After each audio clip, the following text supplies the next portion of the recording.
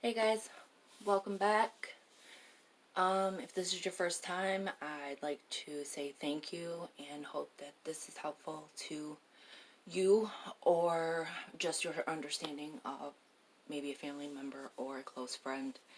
Um, I have mentioned that I was in rehab a few years ago for a 90-day program, and I came across a lot of interesting information, a lot of different people's perspectives, and it was eye-opening. I happened to find something that was in some of my paperwork, and I'd like to share it with you.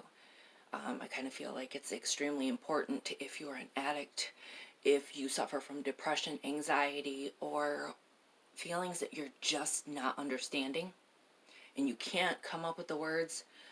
I think I found them. So, bear with me, I apologize. I'm going to be reading this, so it's not going to be memorized, and I'm going to do my best to not sound like a monotone robot. This is called Please Hear What I'm Not Saying. It's by a man named Charles C. Finn, and he wrote this in September of 1966. I'm sorry. It says, "Don't be fooled by me. Don't be fooled by the face I wear, for I wear a mask, 1,000 masks, masks that I'm afraid to take off, and none of them is me. Pretending is an art that's second nature with me. But don't be fooled. For God's sake, don't be fooled. I give you the impression that I'm secure, that it all is sunny and unruffled with me, within as well as without. The confidence in is my name, and coolness is my game. Then the water's calm, and I'm in command, and that I don't need anyone. But don't believe me. My surface seems smooth, but my surface is a mask, ever varying and ever concealing. Beneath lies confusion and fear and aloneness, but I hide this. I don't want anybody to know it. I panic at the thought of my weakness being exposed. That's why I frantically create a mask to hide behind, a nonchalant, sophisticated facade to help me pretend, to shield me from the glance that knows. We all try and hide that. But such a glance is precisely my salvation, my only hope, and I know it. That is, if it's followed by acceptance, if it's followed by love, if it's the only thing that can liberate me from myself, from my own self-built prison walls, from the barriers I so painstakingly erect. It's the one thing that will assure me of what I can't assure myself, that I'm really worth something. But I don't tell you this, I don't dare to. I'm afraid to. I'm afraid that your glance will not be followed by acceptance, will not be followed by love. I'm afraid that you'll think less of me, that you'll laugh and your laugh would kill me. I'm afraid that deep down I'm nothing, and that you will see this and reject me.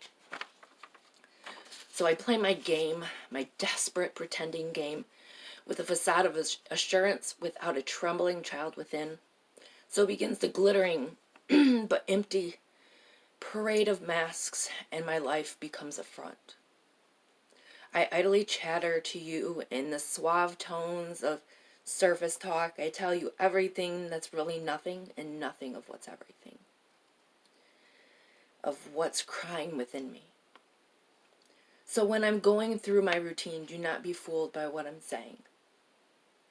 Please listen carefully and try to hear what I'm not saying, what I'd like to be able to say, what for survival I need to say, but what I can't say.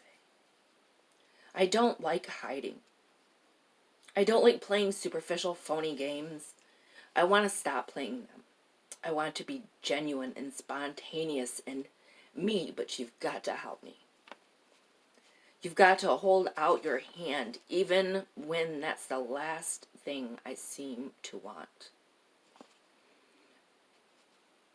Only you can wipe away from my eyes the blank stare of the breathing dead. Only you can call me into aliveness. Each time you're kind and gentle and encouraging, each time you try to understand because you really care, my heart begins to grow wings. Very feeble wings, but wings. Without your power to touch me into feeling you can breathe life into me, I want you to know that how important you are to me, how you can be a creator, an honest to God creator of a person that is me, if you choose to.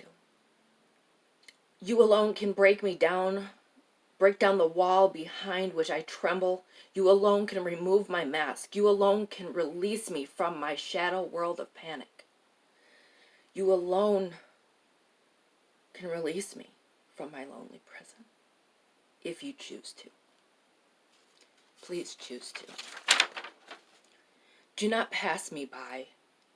It will not be easy for you. A long conviction of worthlessness builds strong walls. The nearer you approach, the blinder I may strike. It's irrational, but despite what the books say about man, I am irrational. I fight against the very thing I cry out for, but I am told that love is stronger than the strong walls. And in these lies, my hope. Please try to beat down those walls. With a firm hand, but with gentle hands. For a child is very sensitive. Who am I, you may wonder? I am someone you know very well. For I am every man you meet, and I am every woman you meet.